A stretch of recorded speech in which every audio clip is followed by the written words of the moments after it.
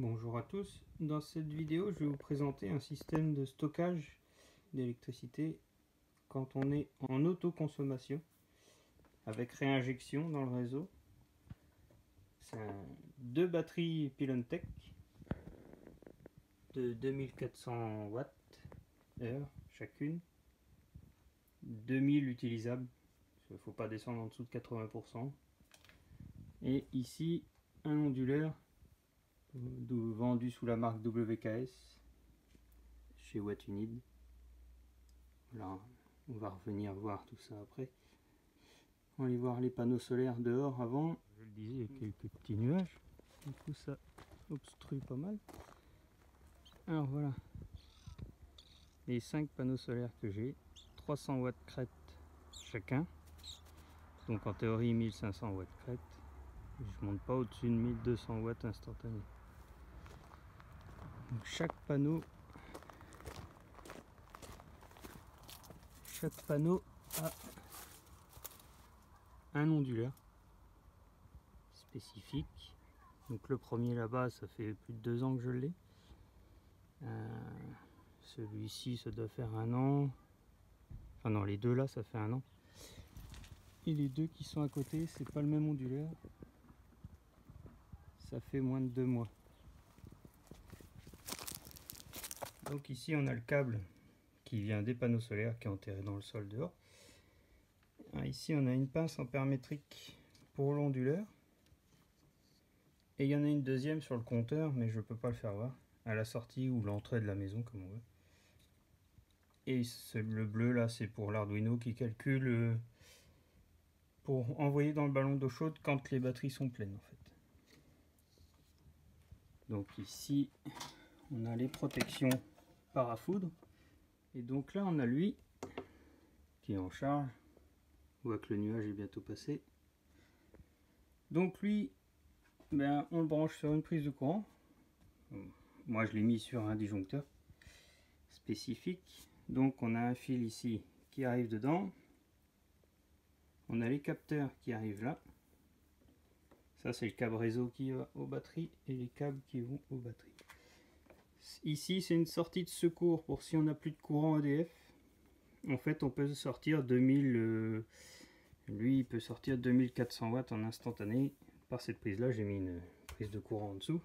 Ça, je pourrais brancher le frigo, ce qui a besoin de courant, quoi. Alors, là, on peut voir que je suis à 350 watts à peu près de panneaux. EDF, quasiment rien, ça joue toujours à peu près à 10-20 watts d'un sens ou dans l'autre. Il stabilise. Ça, c'est ma consommation de ma maison. Et là, c'est ce que j'envoie dans les batteries ou je prends dans les batteries. Là, on peut voir que je suis à 88% de la batterie. Il est 16h30. Si j'avais pas utilisé du tout de courant de la journée, elle aurait été pleine avant 15h. Donc c'est un onduleur qui est vendu chez Watunid sous WKS. 2400 watts crête. Voilà, il y a la marque, voilà, enfin le modèle ME3000SP. Voilà, donc il peut prendre des batteries de 48 volts la moyenne, prendre 60 ou redonner 60 ampères. Moi je l'ai bridé à 50 pour pas user les batteries. Voilà, 3000 kV. En gros ça fait 2400 watts. Voilà, caractéristique principale. Un gros radiateur passif à l'arrière. Ensuite, si on revient ici, donc on voit le voltage du courant, l'ampérage que j'envoie dans la maison. Ça c'est les hertz. Après c'est le voltage de la batterie, ce qu'on prend ou ce qu'on charge dans la batterie. Voilà la température de la batterie. Il y a vraiment plein de statistiques qui me servent peu parce qu'il y a l'application sur le smartphone où il y a tout. Donc les statistiques à l'intérieur de lui, en plus ils sont buggés. Je sais pas pourquoi, mais il m'affiche des 8. Tout arrangé. hier qu'il a fait beau toute la journée. Mais vraiment pas un nuage et tout. J'ai réussi avec les 5 panneaux à faire un peu plus de 8 kg. 8 kg sans quelque chose dans la journée. Ce qui est déjà pas mal. En sachant que je peux mettre que 4 kg maximum dans les batteries. J'ai pas tout utilisé hier parce que mon système qu'on voit dans le ballon d'eau chaude est pas rebranché. C'est ce que j'utilisais avant d'avoir des batteries en fait. Avant d'avoir les batteries, j'envoyais tout le surplus pour ne pas le redonner EDF. J'envoyais tout le surplus dans mon ballon d'eau chaude. Ce qui fonctionne très bien.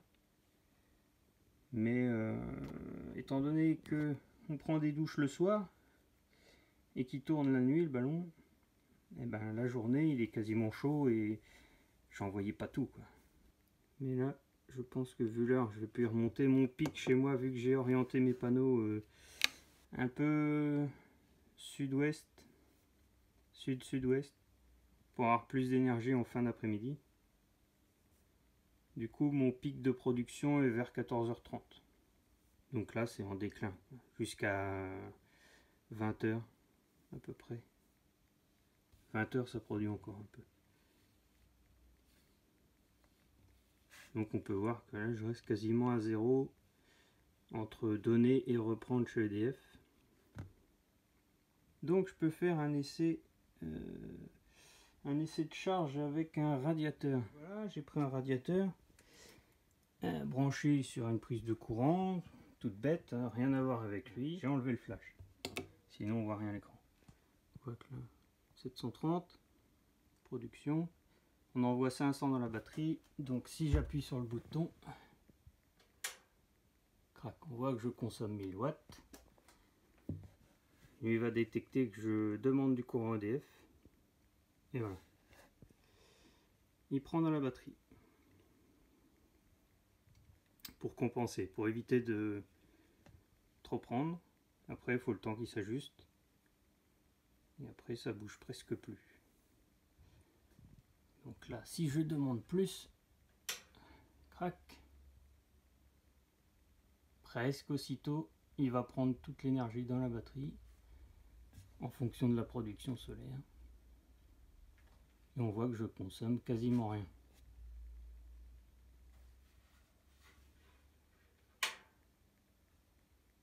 Toc. Il se réajuste en permanence en fonction de la demande.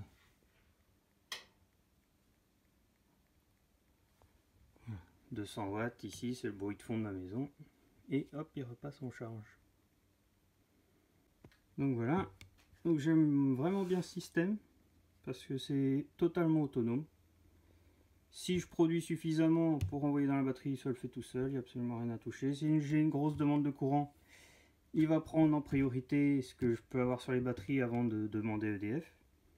Si les batteries sont vides, j'ai rien à faire, il va arrêter de prendre et puis ça va prendre chez EDF. Si par exemple le soir on fait à manger, qu'il y a le four, une plaque à induction, voire 2 plaques au niveau de l'induction, on est vite à 6000 watts. Lui il va donner 2400, le maximum qu'il peut donner.